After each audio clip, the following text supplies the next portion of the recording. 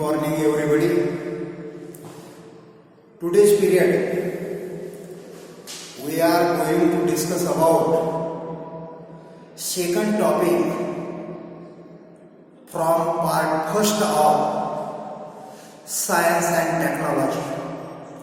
The name of this topic is a periodic classification of elements. Periodic classification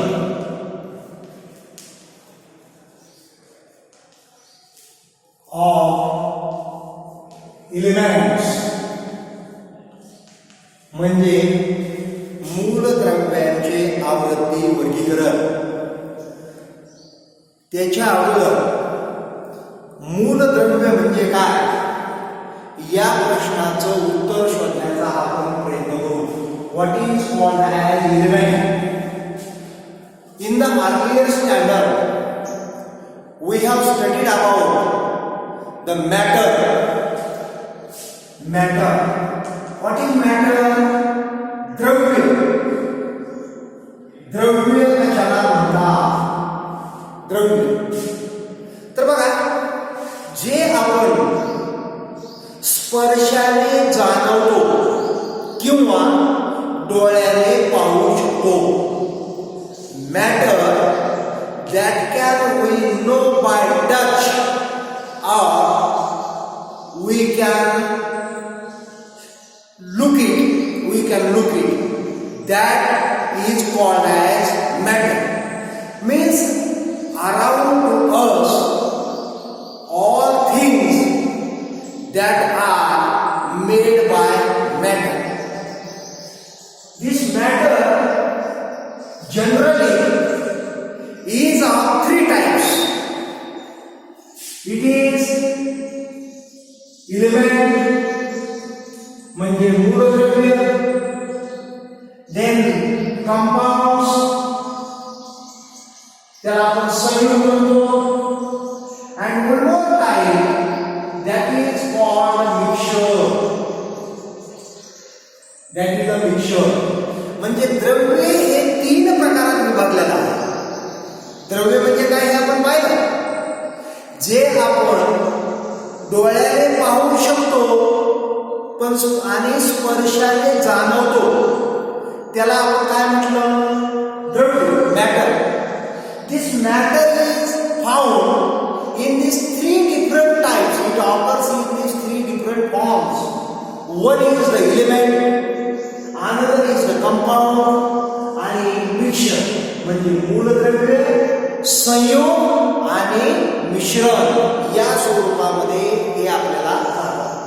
यामध्ये आपण मूलद्रव्य म्हणजे काय याच्यावर चर्चा करतो.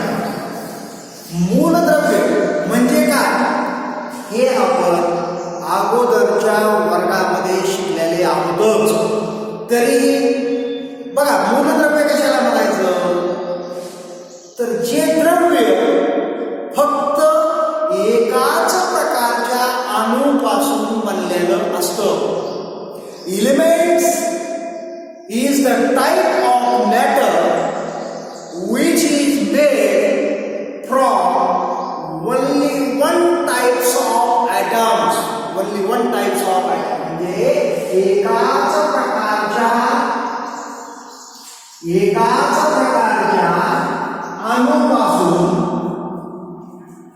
एकाच प्रकारच्या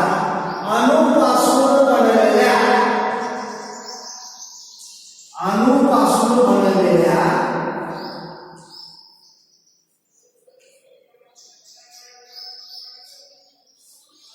द्रव्याला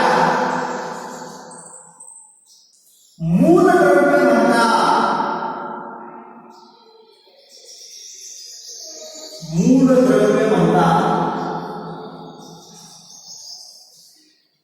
तर अशा पद्धतीने हे मूलद्रव्य आहे. आता मूलद्रव्याचा सुरुवातीला जेव्हा शोध लागला, when element was discovered for the first time, at that time the number of elements discovered that is very small, that is few number of elements only discovered earlier, and therefore these elements are classified according to their properties only, according to their property. How these elements are classified according to their properties? So these elements are classified into three types according to their property. How? First is the metals. Metals म्हणजे धातू. Second, non-metals. Non-metals. And other is metalloid. Metalloid. So in this way, this element is divided into three types earlier, when the number of elements are very few. After that म्हणजे त्यानंतर पहा, मूलद्रव्य म्हणजे एकाच प्रकारच्या अणूपासून बनलेलं द्रव्य, त्याला आपण मूलद्रव्य असं म्हटलं. आता हे मूलद्रव्य जेव्हा सुरुवातीला याचा शोध लागला, याचा अभ्यास सुरू झाला, तेव्हा याचं फक्त 3 प्रकारात वर्गीकरण केलं, तेही त्याच्या गुणधर्मावर आधारित. धातू, मेटल्स, अधातू, नॉन मेटल्स, आणि तिसरा प्रकार मेटॅलॉइड्स म्हणजे धातू सदृश्य. कारण काही मूलद्रव्य अशी होती की त्यांचे गुणधर्म हे धातूप्रमाणे आणि अधातूप्रमाणे होते. मग त्यांना कोणत्या याच्यामध्ये ठेवायचं म्हणून त्यांना कोणत्या याच्यामध्ये ठेवलं, तर त्यांना मेटॅलॉइडमध्ये ठेवलं, अशा पद्धतीने. तर बघा, त्याच्यानंतर मात्र मूलद्रव्यांची संख्या वेगानं वाढत गेली, आणि मग या पद्धतीनं केलेलं वर्गीकरण, मूलद्रव्याचं वर्गीकरण हे तेवढंसं प्रभावी ठरलं नाही, किंवा या पद्धतीनं सर्व मूलद्रव्याचं वर्गीकरण करून त्याचा अभ्यास करणं सोपं नसल्यामुळं वेगवेगळ्या शास्त्रज्ञांनी मूलद्रव्याच्या वर्गीकरणाचा प्रयत्न सुरू केला. त्यापैकी काही जे महत्वाचे वर्गीकरण संदर्भ आहे, महत्वाचे वर्गीकरणाचे कन्सेप्ट आहे, some important concepts for the classification of element that we are going to discuss in today's period.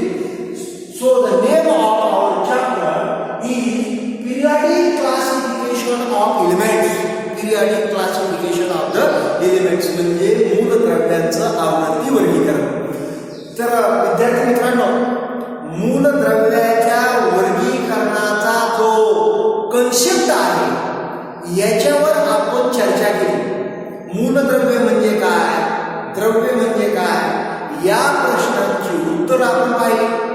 त्याच्यानंतर मूलद्रव्याचं सुरुवातीच्या काळामध्ये केलेलं जे वर्गीकरण होतं त्याच्यावरही आपण थोडीशी चर्चा केली. आणि आता आपण मूलद्रव्याच्या वर्गीकरणाचं जे आधुनिक वर्गीकरण आहे तिथपर्यंत जाण्यासाठी कोणत्या शास्त्रज्ञांनी प्रयत्न केला याच्यावर आपण चर्चा करणार आहोत. पहिले शास्त्रज्ञ ज्यांनी वर्गीकरणाचा प्रयत्न केला ते म्हणजे डोबे rider.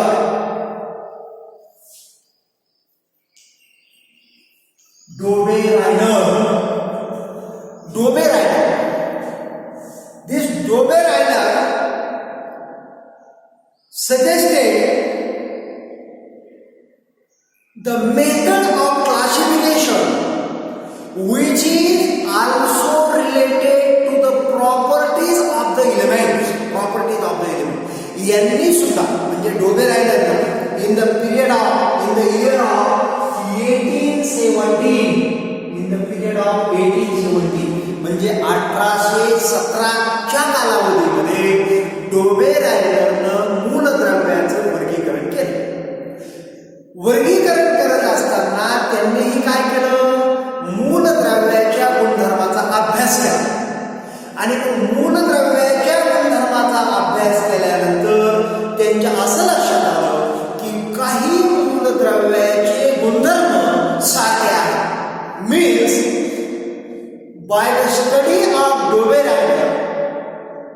regarding the properties of the elements, Dove-Reiner found that the properties of some elements are similar, and therefore Dove-Reiner made the group of such elements.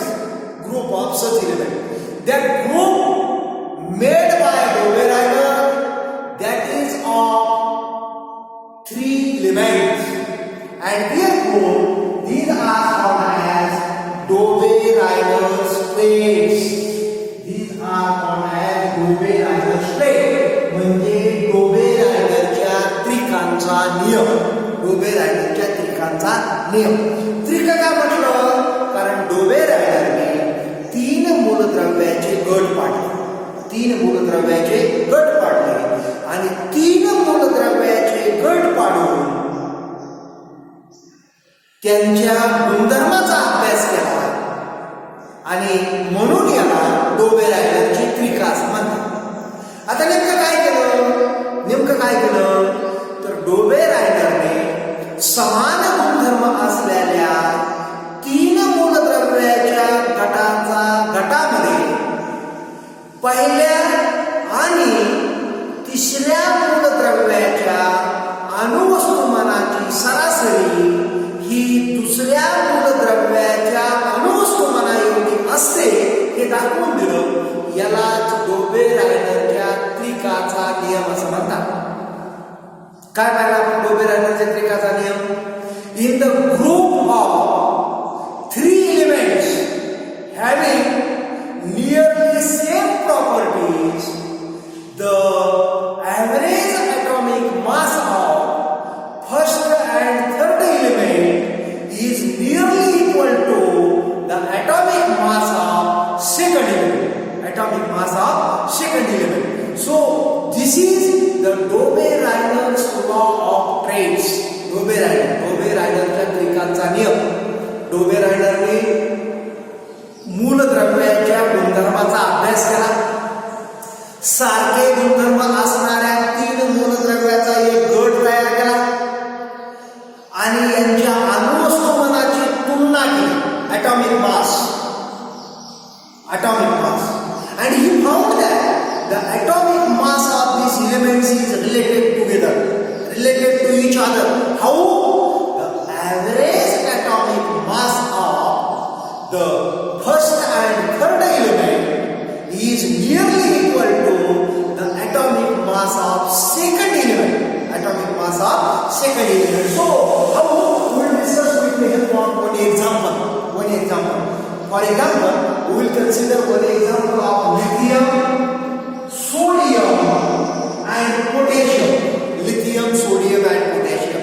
बघा, लिथियम, सोडियम आणि पोटॅशियमचं उदाहरण आपण घेतलेलं आहे. आता याच्यामध्ये the atomic mass of lithium it is 6.9. Atomic mass of sodium it is 23. And the atomic mass of potassium is 39.1. If we calculate the average atomic mass of first and third element in this trait, then we will find that it is with sum of the atomic mass of lithium and potassium, it is equal to 46, and its average it is equal to 23. Average is equal to 23. Average of this it is 23, which is equal to the atomic mass of the second element, So in this way, this is the method of classification given by Dove-Reiner in the year of 1870. In the year 1870, म्हणजे 1817 मध्ये Dove-Reinerने हे दाखवून दिलं की समान गुणधर्म असलेल्या 3 मूलद्रव्याच्या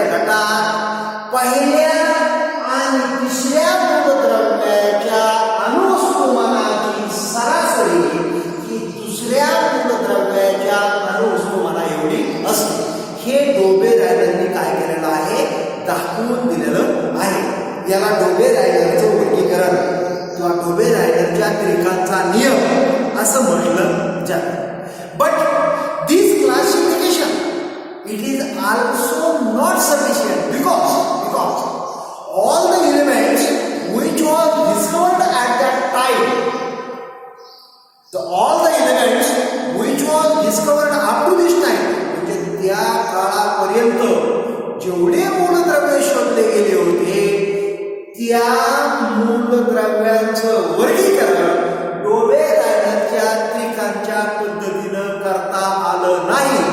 म्हणून वर्गीकरणाचे प्रयत्न असेच पुढे चालू राहिले आणि याच्यानंतर मात्र 1866 मध्ये in 1866 new scientist, another scientist, name of that scientist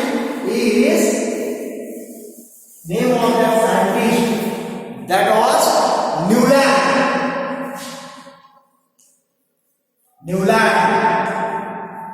So Newland's given one law for the classification of the elements in 1866. At the time of Newland, near about 56 elements was discovered. 56 elements was discovered at the time of Newlands. And Newlands started the classification of these 56 elements. So how Newland classified his element?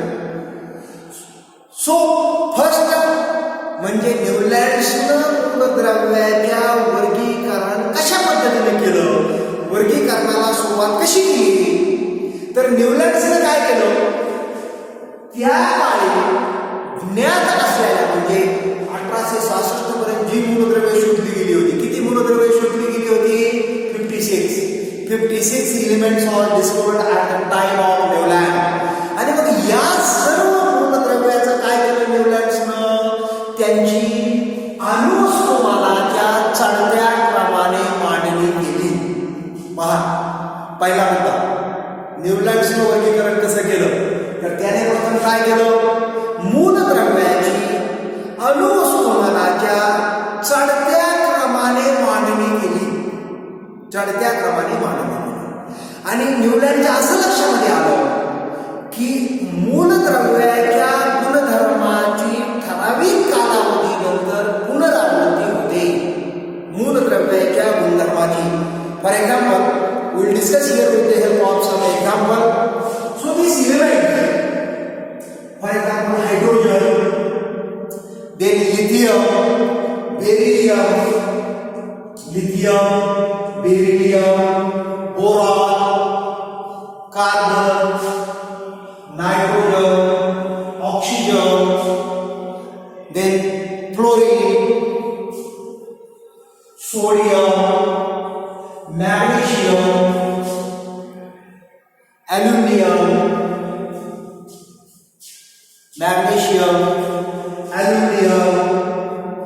वगैरे वगैरे.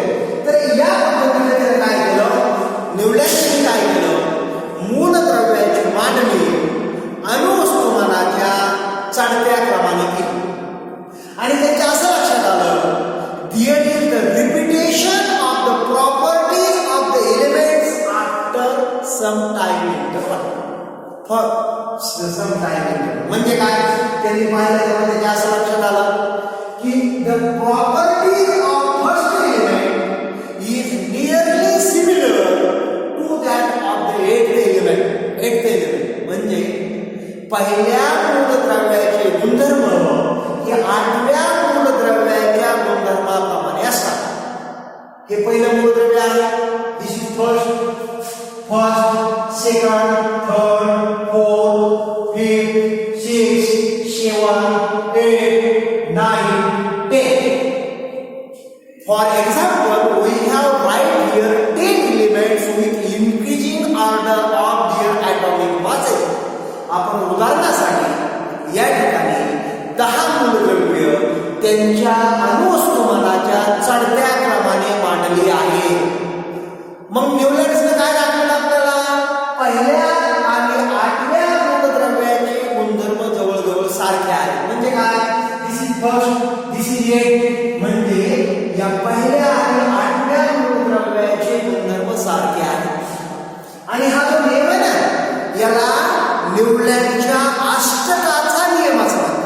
Newlands law of Octave का म्हणतात?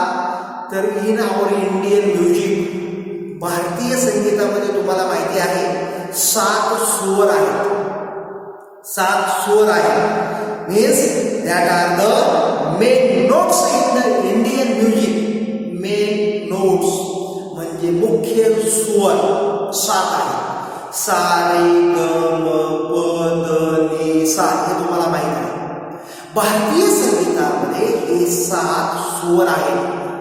आणि 8वा स्वर जो आहे तो नंतर पहिला 8वा होतो. म्हणजे पहिला आणि 8वा सारखा असतो. म्हणजे हे भारतीय संगीतामधलं अष्टक आहे. आणि याच्याशी या न्यूलँडनं मूलद्रव्याच्या या गुणधर्माची तुलना केली, म्हणून या नियमाला न्यूलँडच्या अष्टकाचा नियम असं म्हणतात. बघा, प्रथम आपण नियम समजून घेऊ, त्यानंतर याच्या काही गुणधर्मावर चर्चा करू. नियम काय सांगितला? मूलद्रव्याची मांडणी अणुवस्तुमानाच्या चढत्या क्रमाने केली असता प्रत्येक पहिल्या मूलद्रव्याचे गुणधर्म हे 8व्या मूलद्रव्याच्या गुणधर्माप्रमाणे असतात. याला न्यूलँडच्या अष्टकाचा नियम म्हणतात. Elements are arranged with increasing order of their atomic masses, then the properties of first element is similar to that of the 8th element. म्हणजे हायड्रोजन आणि क्लोरीन यांचे गुणधर्म सारखे आहेत. आपण जर या लिथियमला पहिलं मूलद्रव्य मानलं तर लिथियम आणि सोडियम यांचे गुणधर्म सारखे आहेत. आपण जर या बेरिलियमला पहिलं मूलद्रव्य म्हटलं, मोजताना जर आपण क्रमांकाने जर पहिलं मूलद्रव्य म्हटलं तर बेरियमचे आणि मॅग्नेशियमचे गुणधर्म सारखे आहेत. म्हणजे प्रत्येक पहिल्या आणि 8व्या मूलद्रव्याचे गुणधर्म सारखे आहेत. पहिल्या आणि 8व्या मूलद्रव्याचे गुणधर्म काय आहेत? सारखे आहेत. आणि म्हणून याला अष्टकाचा नियम, भारतीय संगीतामधल्या अष्टकाप्रमाणे, आणि म्हणून याला न्यूलँडच्या अष्टकाचा नियम असं म्हणतात. अशा पद्धतीनं न्यूलँडच्या अष्टकाचा नियम, त्याचबरोबर कशा पद्धतीनं जे न्यूलँड्सनं वर्गीकरण केलं. मग न्यूलँड्सनं काय केलं? न्यूलँड्सनं this is the 8th element which is having similar properties to that of the first element.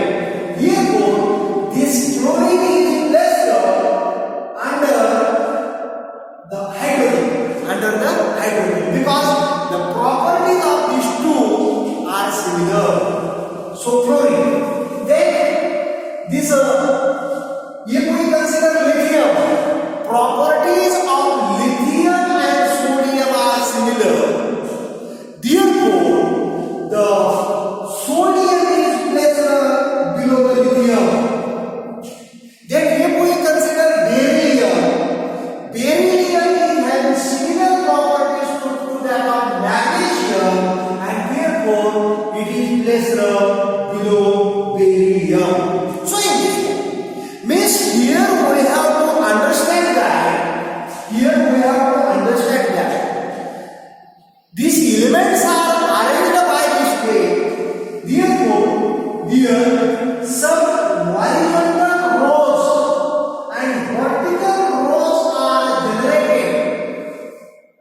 Vertical rows that are generated here in the classification. बघा, म्हणजे हायड्रोजन आणि क्लोरीनचे गुणधर्म सारखे, म्हणून हायड्रोजन आणि क्लोरीनला स्थान दिले. लिथियम आणि सोडियमचे गुणधर्म